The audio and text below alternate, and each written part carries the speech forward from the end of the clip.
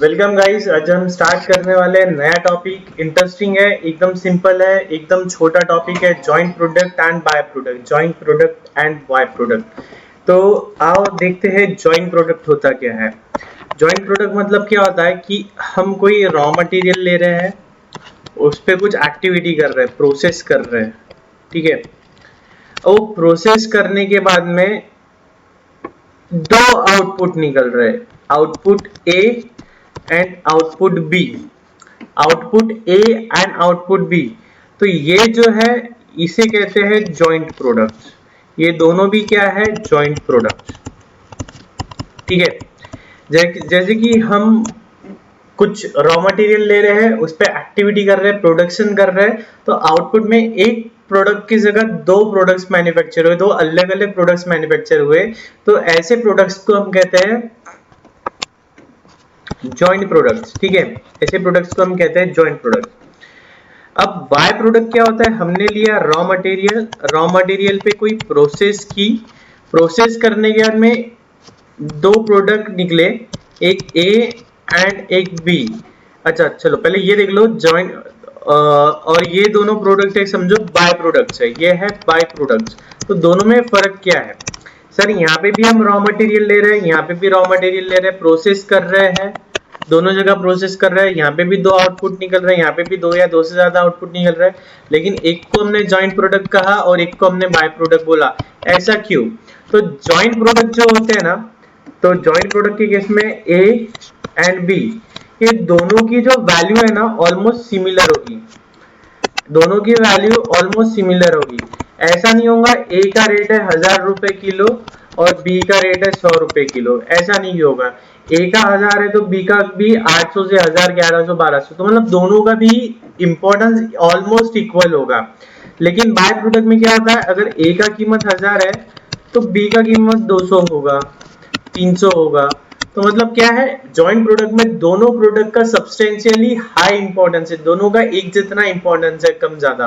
लेकिन bye product में एक मेन प्रोडक्ट होता है, बाय प्रोडक्ट में ये ए क्या हो गया? ए हो गया मेन प्रोडक्ट, ए हो गया मेन प्रोडक्ट, लिख लेना ये आपने, ए हो गया मेन प्रोडक्ट और बी हो गया बाय प्रोडक्ट। बी क्या है? By product.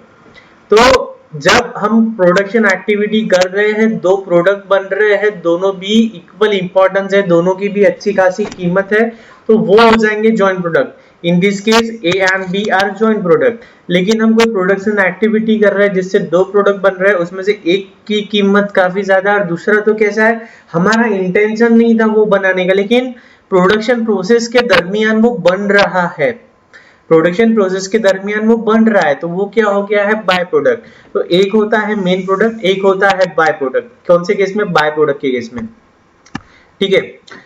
तो ये प्रोसेस कितनी भी हो सकती है, जैसे कि हमने रॉ मटेरियल लिया,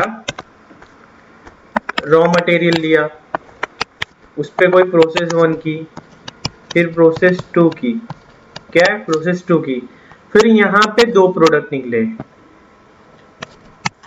प्रोडक्ट ए, प्रोडक्ट बी।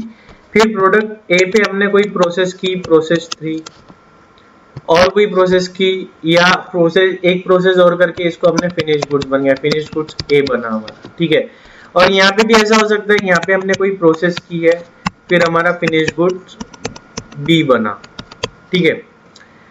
ये हमारा चेन है, हमने रॉ मटेरियल लिया, एक प्रोसेस की, दो प्रोसेस की, इस पॉइंट पे दो हमें अलग अलग प्रोडक्ट मिल गए, ए और बी। लेकिन इन प्रोडक्ट्स को हम आगे और प्रोसेस करेंगे, क्यों? क्योंकि उसको सेलिएबल कंडीशन में लाने के लिए, फिनिश गुड्स में कन्वर्ट करने के लिए दोनों भी प्रोसेस, दोनों भी प्रोडक्ट ए और बी पे हमने कुछ एक्टिविटीज की, आगे और प्रोसेस की और उसको सेल किया, ठीक है। तो ये टॉपिक पढ़ने का कारण क्या है? ये टॉपिक पढ़ने का कारण क्या है? ये जो कॉस्ट लग रही है, ये जो कॉस्ट लग रही है, ये तो हमें पता है, ये किस पे लग रही है पूरी कॉस्ट? ये पूरी कॉस्ट लग रही है ए पे। उसी तरह ये जो कॉस्ट है, ये पूरी कॉस्ट किस पे लग रही है? बी पे। ये बात तो हो गई। यहाँ ये पूरी ब्लू वाली कॉस्ट लग रही है ए पे, येलो वाली कॉस्ट लग रही है बी पे। तो ये तो हमारी कॉस्टिंग निकल जाएंगी कि ये ए में ऐड हो जाएगी, ये वाली कॉस्ट ए में ऐड हो जाएगी और ये वाली कॉस्ट बी में ऐड हो जाएगी। लेकिन मसला है, प्रॉब्लम है ये वाली कॉस्ट का। यहाँ पे जो कॉस्ट लगी है ये तो ए पे भी लगी है और ये तो बी पे भी लगी है, मतलब जो यहाँ से यहाँ तक की जो कॉस्ट है वो तो ए पे भी लगी है, बी पे भी लगी है। तो ये हमें करना है अलोकेट, ये हमें करना है अलोकेट। तो इसी चीज को अलोकेट कैसे करना है ये समझने के लिए हमने ये टॉपिक पढ़ना है, ठीक है।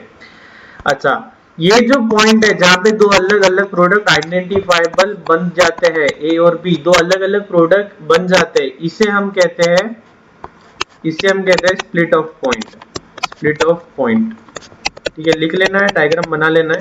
इसे हम कहते हैं स्प्लिट ऑफ पॉइंट। स्प्लिट हो रहा है, यहाँ तक कि क्या था, एक ही प्रोडक्ट चलते आ रहा था, यहाँ पे पॉइंट प्रोसेस 2 के बाद में दो प्रोडक्ट स्प्लिट हो गए, तो ये हो गया स्प्लिट ऑफ पॉइंट।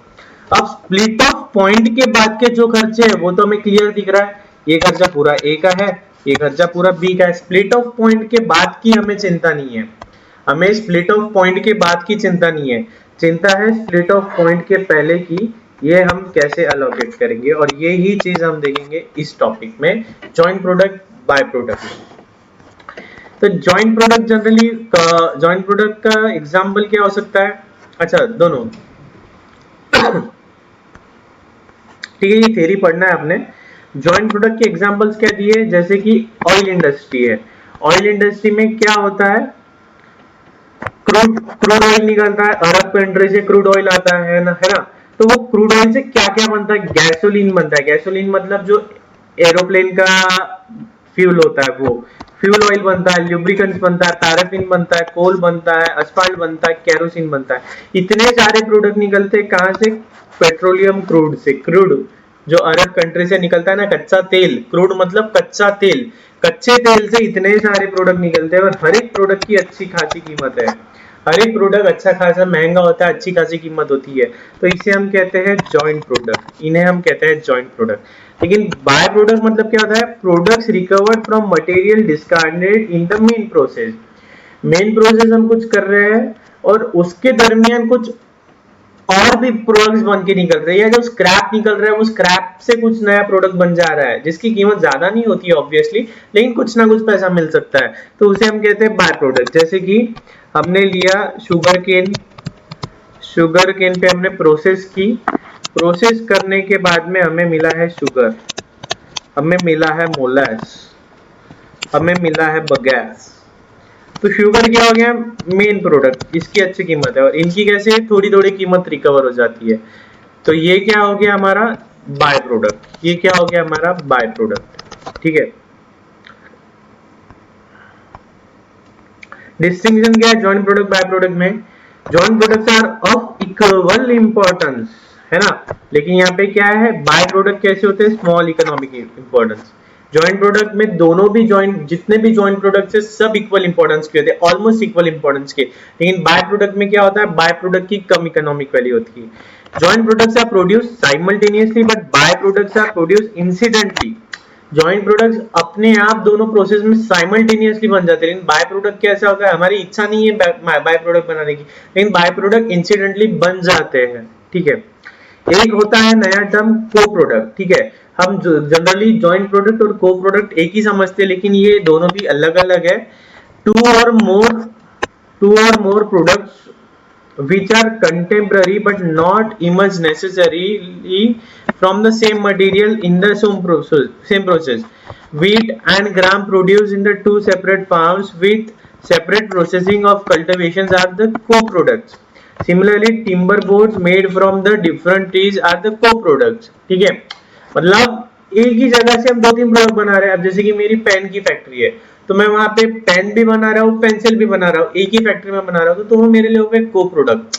ऐसा है क्या कि मैं पेन बना रहा हूँ तो साथ में पेंसिल बनाना कंपलसरी है, या मैं पेन बना रहा हूँ तो पेंसिल अपने आप बन जा रही है, नहीं, दोनों भी बना रहा हूँ मैं, तो ये क्या हो गया, को प्रोडक्ट्स, ठीक है। तो ये सबसे इंपॉर्टेंट है, apportionment of joint cost, apportionment of joint cost. Joint cost मतलब ये है हमारा जॉइंट कॉस्ट। इसको अपोर्शन कैसे करना है, कुछ भी दिमाग लगाने की बात नहीं, बहुत सिंपल है, रेशियो प्रपोर्शन। जैसे ओवरहेड टॉपिक्स में हम करते थे लेबर आर के बेसिस में, सेल्स वैल्यू के बेसिस में, कॉस्ट के बेसिस पे, बस वही है, कुछ भी नहीं है। ये टॉपिक हार्डली मतलब एक ही दिन में आप कर लोगे ये टॉपिक पूरा, बहुत सिंपल है, मैथमेटिकल टॉपिक है, कुछ भी नहीं है। तो हमें क्या करना है कि जो जॉइंट कॉस्ट है उसको अपोर्शन करना है, ठीक है। तो जॉइंट कॉस्ट कौन सी है, जो up to the point of separation, मतलब स्प्लिट ऑफ पॉइंट तक के जो होती है, ये मैंने पैराग्राफ पूरा समझा दिया है यहाँ पे, ये डायग्राम के जरिए मैंने बता दिया। ये क्या है, हमारी जॉइंट कॉस्ट है, ठीक है। तो जॉइंट कॉस्ट कैसे अपोर्शन करेंगे हम देखेंगे। मेथड्स ऑफ अपोर्शनिंग, जॉइंट कॉस्ट को अपोर्शन कैसे करना है। तो इसमें 3 मेथड है, एक है फिजिकल मेथड, एक है net realizable value at split off point, एक है यूजिंग टेक्निकल मेथड। तो फिजिकल यूनिट मेथड मतलब सिंपल है, कितनी क्वांटिटी निकल रहा है। Net realizable value at split off point, at split off point मतलब ये मेथड में क्या करेंगे, चलो ठीक है, जब हम वो मेथड पढ़ेंगे तब मैं बताता हूँ आपको, कुछ भी नहीं है, बहुत सिंपल है। एक एक मेथड देखते हैं, और ये कुछ और भी अदर मेथड्स है, ठीक है। तो पहला मेथड देखते हैं हम, physical units method. Physical units method, तो फिजिकल यूनिट्स मेथड क्या बोलती है कि ये हमारा रॉ मटेरियल है, इनपुट आया, ये मतलब प्रोसेस वगैरह हुआ, ये हमारा स्प्लिट ऑफ पॉइंट है, और यहाँ से अलग प्रोडक्ट निकला, यहाँ से अलग प्रोडक्ट निकला, ए और बी। तो ये जो स्प्लिट ऑफ पॉइंट है, हमको क्या इसके पहले की कॉस्ट ही अपोर्शन करना है, इसके पहले जो जॉइंट कॉस्ट है वही अपोर्शन करना है। तो वो कैसे करेंगे, फिजिकल यूनिट मेथड।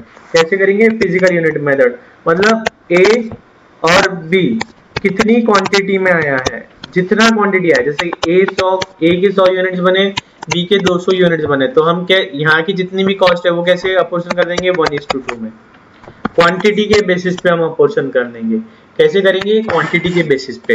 लेकिन इसमें ध्यान में देने वाली बात है, फिजिकल मेथड हम कब यूज करते हैं, जब दोनों का सेम यूनिट है। दोनों का सेम यूनिट है मतलब जो दो जॉइंट प्रोडक्ट्स बन रहे हैं, ये भी केजी में है, ये भी केजी में है, ये भी लीटर में है, ये भी लीटर में है। ऐसा नहीं होने का ना कि ए केजी में आ रहा है और बी ml में आ रहा है, दोनों का यूनिट सेम होना, तभी हम ऑब्वियस सी बात है अपोर्शन कर सकेंगे, अलोकेट करेंगे। तो पहला मेथड था physical unit method, physical unit के बेसिस पे हमको अपोर्शन करना है। इलस्ट्रेशन 1 देखते हैं, बहुत सिंपल है।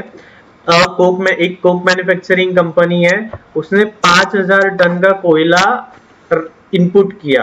हाँ ठीक है, हमने क्या किया, 5000 टन कोल का इनपुट किया। अब उसके बाद हमारे पास आउटपुट क्या मिला, ये था हमारा इनपुट, और आउटपुट क्या मिला, आउटपुट मिला कोक, आउटपुट मिला टार, आउटपुट मिला सल्फेट, आउटपुट मिला बेंजोल, ठीक है, आउटपुट मिला बेंजोल। हमने इनपुट दिया था 5000, आउटपुट कोक का कितना मिला, 3500 टन, टार का कितना निकला, 1200 टन, सल्फेट का निकला 52 टन, बेंजोल का निकला 48 टन, 35, 47, 47, 48, तो ये हो गया 4800 टन। हमने इनपुट दिया 5000, आउटपुट निकला 4800, तो हमारा वेस्टेज कितना निकला, 200 टन। 200 टन का हमारा वेस्टेज है, ठीक है। अब वो क्या बोलते हैं, prepare a statement apportioning the joint cost among the product on the basis of physical unit method, ठीक है। फिजिकल यूनिट मेथड पे हमको अपोर्शन करना है, ट्राई करो। फिजिकल मतलब ये रेशियो में 35:12:0.52:0.48, इस रेशियो में हमें अपोर्शन करना है, करो।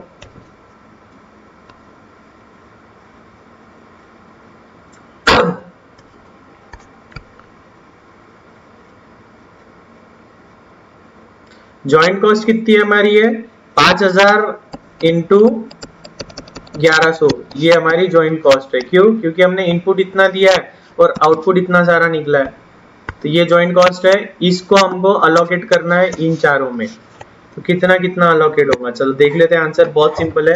तो हमने क्या किया, आउटपुट देख लिया, इतना इतना इतना आउटपुट आया, इतना वेस्टेज हुआ, ये 5000 पे टैली हो गया, ठीक है। अब वेस्टेज कितना निकला हमारा, 200 का वेस्टेज निकला। तो पहले हम क्या करते कि ये वेस्टेज जो है ना 200, ये हर एक में बांट देते, इन सब में बांट देते कि कितना कितना काय का किस कौन से प्रोसेस में से वेस्टेज निकला होगा। तो वो कैसे निकालेंगे हम, इन सब की 3500 प्लस 1200 प्लस 52 प्लस 48, ये कितना होता है 4800।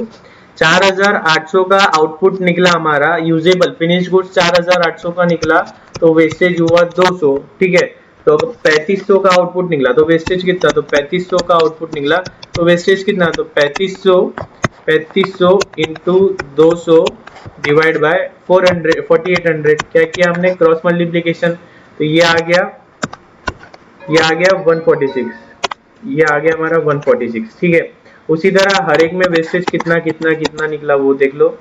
फिर इसको ऐड कर दे रहे, इसमें हम ऐड कर दे रहे, क्यों, क्योंकि हमें टोटल 5000 टैली चाहिए ना, तो ये वेस्टेज हमने यहाँ से कम कर दिया, यहाँ से कम करके इनमें ऐड कर दिया, तो नेट वेट इतना इतना इतना निकला।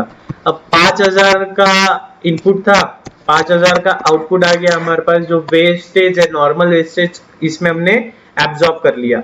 अब जो हमारी कॉस्ट लगी है, कॉस्ट कितनी लगी है, कॉस्ट लगी है हमारी 5000 इंटू 1100, 5000 इंटू 1100 मतलब 55 लाख। अब 55 लाख को हम कौन से रेशो में बांटेंगे, इनके वेट के रेशो में, आउटपुट के रेशो में, बांट दो।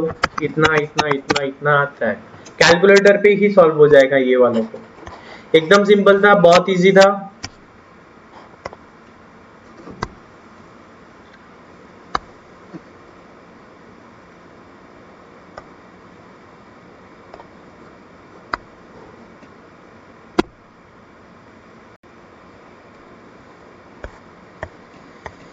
ठीक है, अब देखते हैं net realizable value at the split off point method. Net realizable value at the split off point method, तो ये मेथड क्या बोलती है कि हमने रॉ मटेरियल लिया, उस पे प्रोसेस की, ये हमारा स्प्लिट ऑफ पॉइंट आया, अब इस पे आगे प्रोसेस की, इस पे आगे प्रोसेस की, ए बी, ये आ गया हमारा स्प्लिट ऑफ पॉइंट, ये आ गया स्प्लिट ऑफ पॉइंट, एसओपी बोलता हूं मैं इसे, तो ये आ गया स्प्लिट ऑफ पॉइंट। तो ये मेथड क्या बोलता है, एनआरवी वाला method, net realizable value at the split off point. तो ये जो पॉइंट है यहाँ पे, इसके आगे हम क्या कर रहे हैं, ए पे अलग एक्टिविटी कर रहे हैं, बी पे अलग एक्टिविटी कर रहे हैं। तो ये क्या बोलता है, ये वाली मेथड, ये जो स्प्लिट ऑफ पॉइंट है यहाँ पे इनकी एनआरवी कितनी है, यहाँ पे इनकी एनआरवी कितनी है। मान लो ए को अगर हम यहाँ पे सेल करते तो हमें आते हैं 1000 रुपए, और बी को हम यहाँ पे सेल करते हैं तो हमें आते हैं 2000 रुपए। अगर यहीं पे इसी कंडीशन में, जो भी कंडीशन में, उसमें कोई भी एक्टिविटी नहीं करना है, आगे की प्रोसेस नहीं करना है, अज्यूम कर रहे हैं यहाँ पे जैसी कंडीशन है वैसी कंडीशन में अगर ए को और बी को बेच देते हैं तो कितनी कीमत आती है, ए को बेचने से आ रही है 1000, बी को बेचने से आ रही है 2000। तो यहाँ की जो जॉइंट कॉस्ट है, ये जो जॉइंट कॉस्ट है, इसको हम बांट देंगे 1:2 में। कैसे, जो एनआरवी है, एनआरवी के रेशो में बांट देंगे। ठीक है, अब सर यहाँ की एनआरवी हम कैसे पता चलेगी, तो एक तो क्वेश्चन में दिया होगा net realizable value at the split off point इतनी इतनी है, तो वो रेशो में बांट देंगे। दूसरा ऐसा हो सकता है कि एक तो एनआरवी दे दे या मार्केट वैल्यू दे दे, क्योंकि यहाँ पे जो प्रोडक्ट बन रहा है ऐसा जरूरी नहीं है ना कि उसको और कंप्लीट करना पड़े, सेमी फिनिश प्रोडक्ट की भी तो मार्केट में वैल्यू है। जैसे कि जो मेरे लिए रॉ मटेरियल है वो ऐसा हो सकता है वो किसी और के लिए फिनिश प्रोडक्ट है। जैसे कि अगर मैं पेन बना रहा हूँ, पेन पे ऊपर ढक्कन लगता है, कैप लगती है, तो ये कैप मेरे लिए क्या होगी, रॉ मटेरियल, लेकिन ये कैप मैं और किसी से खरीद रहा हूँ तो ये तो उसके लिए फिनिश प्रोडक्ट है। रिवाइंड करो, फिर से सुनो, मैं पेन बना रहा हूँ, कैप मेरे लिए रॉ मटेरियल है ना, एक स्पेयर पार्ट है, उसका कंपोनेंट है, तो ये मेरे लिए रॉ मटेरियल है। लेकिन मैं कैप कहाँ से ले रहा हूँ, कोई प्लास्टिक फैक्ट्री से ले रहा हूँ, तो उसके लिए तो वो कैप क्या है, फिनिश प्रोडक्ट है, तो वो ऐसा हो सकता है। तो एक तो हमें स्प्लिट ऑफ पॉइंट पे एनआरबी मिल जाएगी, क्वेश्चन में ही दिया होगा, या मार्केट वैल्यू उसकी क्वेश्चन में ही दी होंगी। और अगर नहीं दी है तो जो जनरली एग्जाम में आता है, तो हमें एटलीस्ट इसकी तो वैल्यू पता होंगी ना। यहाँ पे जो फिनिश गुड ए बन रहा है, फिनिश गुड्स बी बन रहा है, हमें इसकी तो सेल्स वैल्यू पता है ना, हम कितने में बेचने वाले ये तो हमें पता है ना। तो फिर हम क्या करते हैं, यहाँ से रिवर्स जाते हैं, हम यहाँ से रिवर्स जाते हैं। कैसे करते हैं, रिवर्स जाते हैं। रिवर्स कैसे जाते हैं, देखो, एक तो हमें सेल्स की वैल्यू पता है, सेल्स की वैल्यू में से जो सेलिंग प्राइस है, ये जो हमारी सेल्स की वैल्यू है, इसमें हमारा क्या होगा, इसमें हमारा प्रॉफिट इंक्लूड होगा, है ना। तो सेल्स माइनस प्रॉफिट माइनस कर दिए, प्रॉफिट को माइनस कर दिए, लेकिन यहाँ पे सेलिंग करते टाइम में मैं सेलिंग एंड डिस्ट्रीब्यूशन का भी कुछ खर्चा लगाऊंगा, तो सेलिंग एंड डिस्ट्रीब्यूशन का खर्चा भी हम माइनस कर देते हैं। उसके बाद में ये जो आफ्टर स्प्लिट ऑफ पॉइंट के बाद में जो कॉस्ट लगी है, ये कॉस्ट तो हमें पता ही है, हमारे बुक्स में ही है। तो स्प्लिट ऑफ पॉइंट के बाद की after SOP cost, split off point के बाद की जो कॉस्ट है वो माइनस कर देंगे, तो क्या हो जाएगा, हमको स्प्लिट ऑफ पॉइंट की कॉस्ट मिल जाएंगी। ये समझा क्या, बोलो। हमें क्या है, हमें स्प्लिट ऑफ पॉइंट पे एनआरबी निकालना है। तो क्वेश्चन ने दे दिया तो बहुत अच्छा, क्वेश्चन में नहीं दिया तो हम क्या करेंगे, रिवर्स कैलकुलेशन करेंगे। हम क्या करेंगे, रिवर्स कैलकुलेशन करेंगे।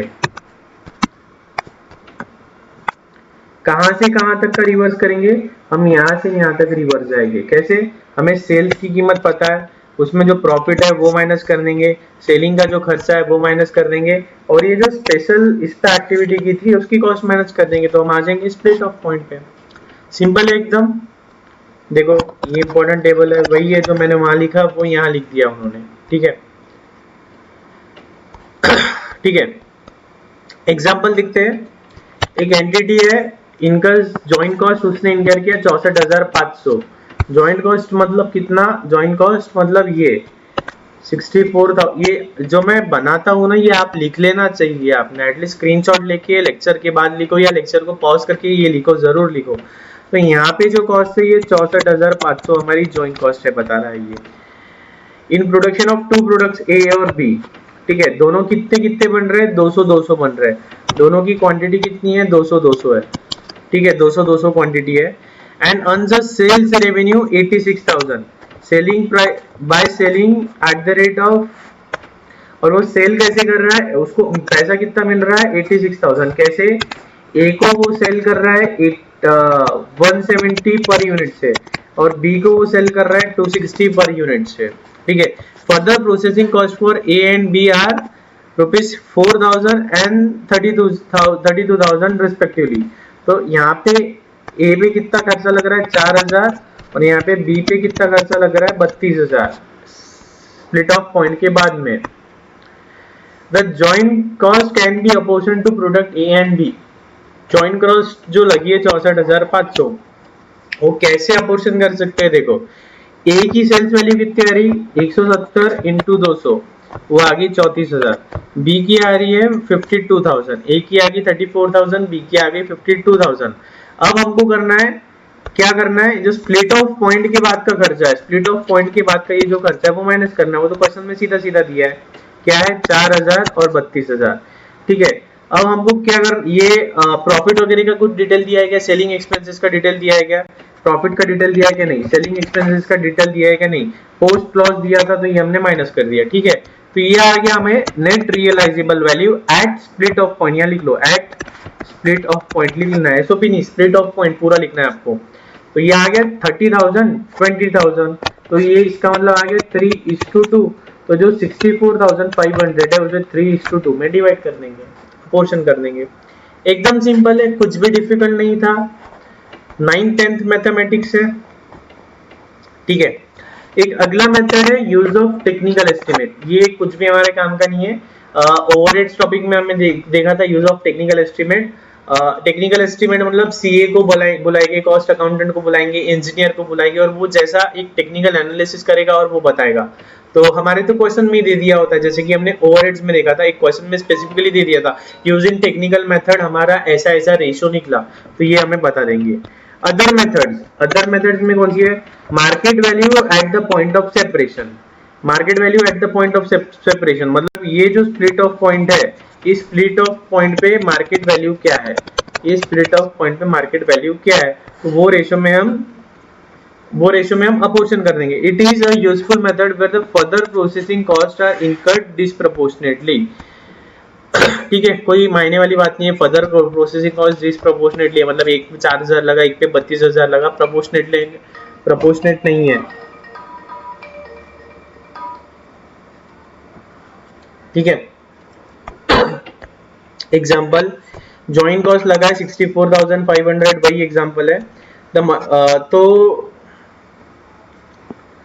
sales revenue of 86,000 by selling 170 at A, 260 B. The multiplying factor in this case is based by dividing the total joint cost by the total sales revenue and finally multiplying the figure so obtained by 100. मतलब क्या है, हमारा joint cost कितना लगा है 64,000, joint cost हमारा लगा है 64,000 और हमारा फाइनल सेल्स रेवेन्यू कितना आया है 86,000. तो हम 64,500 डिवाइड बाय 86,000, ठीक है, इनटू ए का कितना है और बी का कितना है वैसा कर लो, या एक परसेंटेज निकल लिया 75%. तो ए का जो भी रेवेन्यू है, ए का सेल्स रेवेन्यू कितना आ रहा है 34,000, 52,000 ये हमने पहले देखा था, 34,000 और 52,000. तो इसको 75% से मल्टीप्लाई कर दो तो आ गया 25,500, 39,000 दोनों को ऐड कर लो तो 64,500 आएगा. तो हमने क्या किया, सेल्स वैल्यू के बेसिस पे अपोर्शन किया, ठीक है. Market value after further processing, here the basis of apportionment of the joint is the total sales value of the finished product. तो फाइनल प्रोडक्ट कितने में बिक रहा है वो उसमें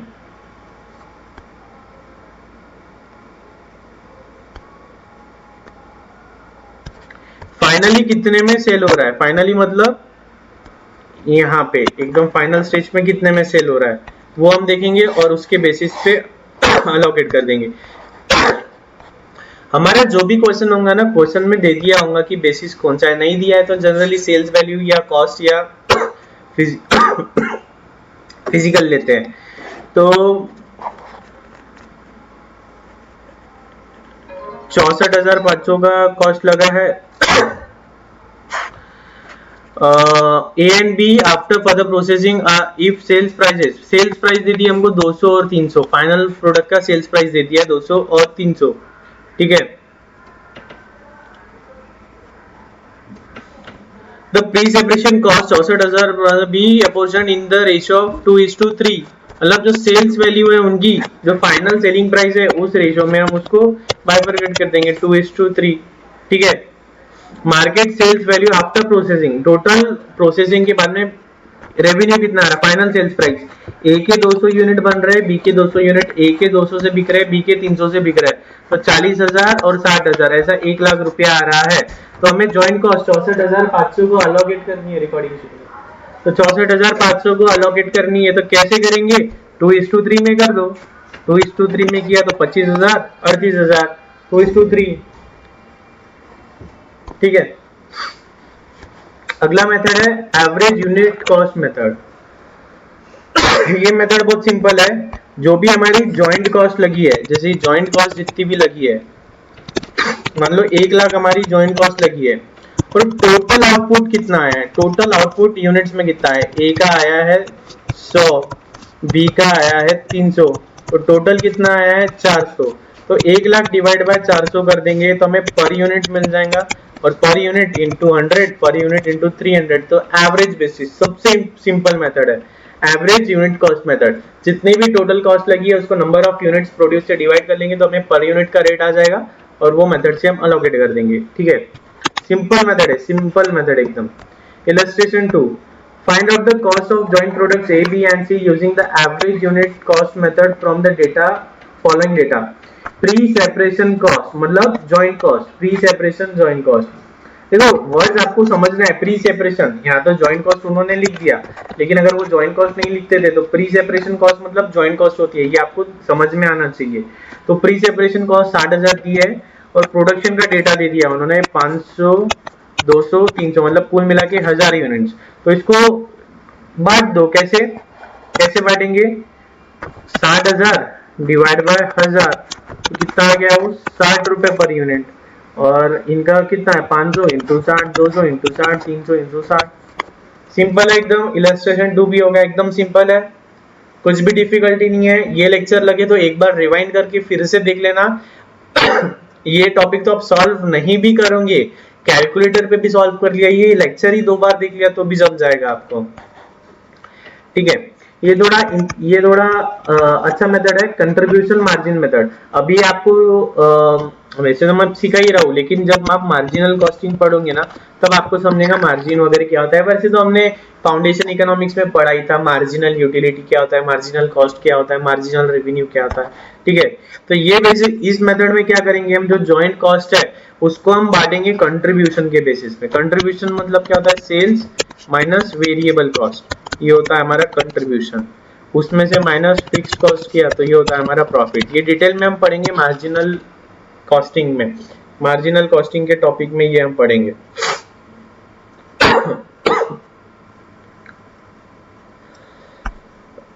Illustration number 2, find out the cost of joint product A and B using contribution margin method। ठीक है, सेल्स वैल्यू दिया है हमको, कितना आ रहा है 60,000, 12 3 3600,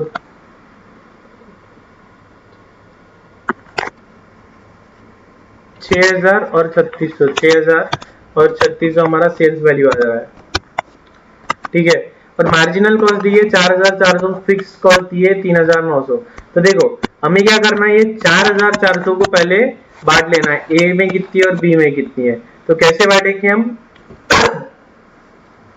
कैसे बांटेंगे, क्वांटिटी के बेसिस पे बांट रहे हैं। The marginal cost is apportioned over the joint product in the ratio of their physical quantity. जो पहली मेथड पढ़ी ना हमने, वो पहली मेथड के बेसिस पे हम इसको बांट दे रहे हैं। तो 4,400 को हम बांट रहे हैं 1:1, मतलब 100:120 में। तो 2,000 और 2,400 आ गई इनकी मार्जिनल कॉस्ट। मार्जिनल कॉस्ट को हमने बांट दिया। अब क्या करेंगे, फिक्स कॉस्ट है, फिक्स कॉस्ट जो 3,900 है is apportioned over the joint product A and B in the ratio of their contribution margin। Contribution margin के बेसिस पे बांट देंगे। कंट्रीब्यूशन कैसे निकालेंगे, मार्जिनल कॉस्ट मतलब है वेरिएबल कॉस्ट, यहाँ क्वेश्चन में मार्जिनल कॉस्ट मतलब वेरिएबल कॉस्ट है। तो कंट्रीब्यूशन का फॉर्मूला क्या लिखा है मैंने, sales minus variable cost, sales minus variable cost equals to contribution. तो हम इनका कंट्रीब्यूशन निकालेंगे। सेल्स वैल्यू हमें दी है, कंट्रीब्यूशन हमने यहाँ ऊपर से निकाला कि ए का कितना है और बी का कितना है ना। हमने ए का और बी का निकाला अभी। तो sales minus variable cost, contribution आ गया। तो 40:12 के बेसिस में हम फिक्स्ड कॉस्ट को अलोकेट कर देंगे। 3,900 को हम 40:2 के रेशियो में अलोकेट कर देंगे, ठीक है, सिंपल है। इलस्ट्रेशन 4 ट्राई करना है आपने, इलस्ट्रेशन 4 ट्राई करो।